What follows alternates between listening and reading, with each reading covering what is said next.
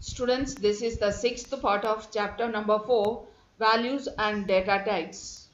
Now let us see the question answers. First question, what is character set? A character set is a set of alphabets, letters, and some special characters that are valid in Java language. Second question, what are keywords?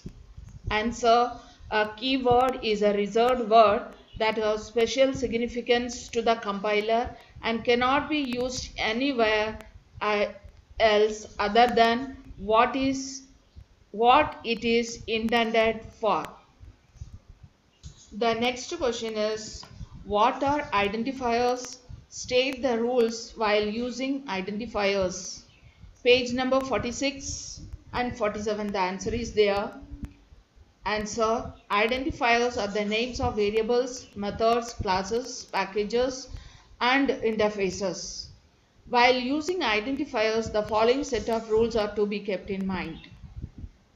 Point number 1, it can have any alphabet, that is capital or small, digits, underscore, and dollars characters. For example, A, B, cat, mat123, cost underscore price, topaz dollar are all examples of valid identifier. Number 2, it should not begin with digits or should not contain any special character. For example, these are the examples are invalid identifiers as it either begins with a dollar or contains special characters like hash, at. Number 3, it cannot have space between it. For example, some examples are there. Then fourth, it must not be a keyword. So example is there. Fifth one, it can be of any length. Even though Java gives you the flexibility to provide a huge length for an identifier, a very long name is impractical and difficult to manage. Next one is question number 4. What are literal? What are the different types of literals available in Java? Answer. Literal is a constant value that can be assigned to a variable. The different types of literals in Java are number 1, integer literal or floating fixed point literal. Number 2, floating point literal. Number 3, boolean literal. Number 4, character literal. Number 5, string literal. Number 6, null literal. And number 7, class literal. Next, question number 5. State the difference between a boolean literal and a character literal. Answer, a boolean literal may be either true or false and character literal are always enclosed within single quotes. Question number 6. How are decimal, octal and hexadecimal integer literals represented in Java? Answer is in your book, page number 48. So decimal integer literal uses digits from 0 to 9, that is 10 digits. This is what you normally use to represent numbers in mathematics, but should not be prefixed with 0. Plus or minus may be used to represent positive or negative numbers respectively.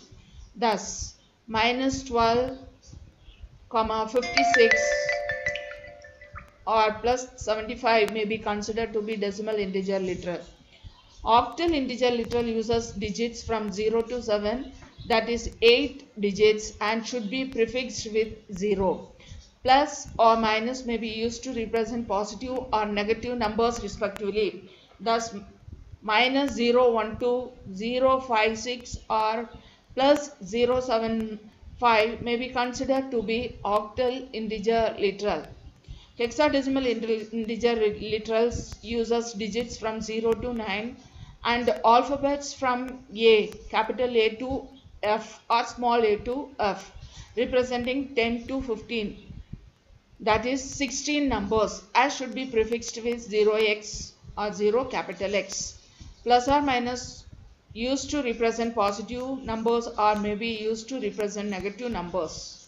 Thus, minus 0x12, 0x56 or plus 0 A7 F5 may be considered as hexadecimal integer literals. Write any two escape sequence used in Java.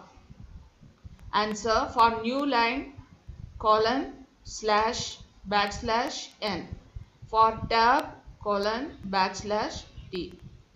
Question number 8. What are the different punctuators available in Java? There are 9 punctuators available in Java. They are open bracket, close bracket, open curly braces, close curly braces, open square bracket, close square bracket, semicolon, comma, dot. The next question number 9 is, what are tokens? Token is the fundamental building block of a program that represents a single element of a programming language. Question number 10. State the difference between token and identifier. Token is the fundamental building block of a program that represents a single element of a programming language. But identifier, on the other hand, is a token that is used to name different parts of a program. Question number 11. State the two kinds of data types. Answer: primitive data type and composite data type. Question number 12. What is the smallest and largest number that can be stored into a variable of integer data type? Smallest minus 2 power 31. Largest 2 power 31 minus 1. Question number 13. How are floating point numbers represented in Java? Answer: it should be suffixed with small f or capital F. Question number 14. What are variables? How are variables initialized? Answer: variables are names given to memory location. Variables are initialized during declaration. For example, int a equal to 25 semicolon. Next, 15. How are symbolic constants represented in Java?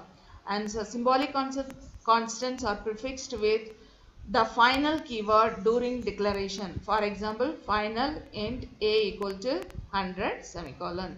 Question number 16. What are separators?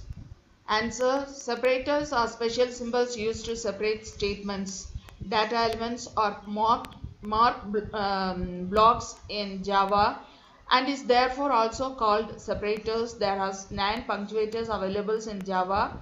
They are open bracket, close bracket, open curly braces, close curly braces, open square bracket, close square bracket, semicolon, comma and dot. Question number 17. What is type conversion? Name the 2 type conversions in Java.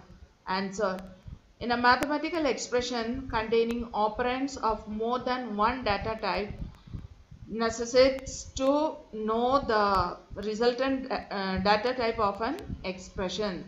The resultant data type of an expression can be categorized into 2 segments. First one, implicit type conversion. Second one, explicit type conversion. Name 2 keywords which are also literals in Java. Answer is, they are null, true and false. The next one is 19. Question number 19. What do you understand by variable scope? Answer: variable scope is the area in which a variable is accessible and have its life. What are the 3 types of integer literals that can be represented in Java? Answer: decimal integer literal, octal integer literal and hexadecimal integer literal. So that's all the exercise and the assignments that I have given for you. So I think you also completed all the exercises. So what you have to do is make a separate copy for computer applications and write all the solved question answers as well as the What I mean is this assignment question answers in your copies, and you have to learn all these exercises. So this is the end of the chapter number 4, values and data types.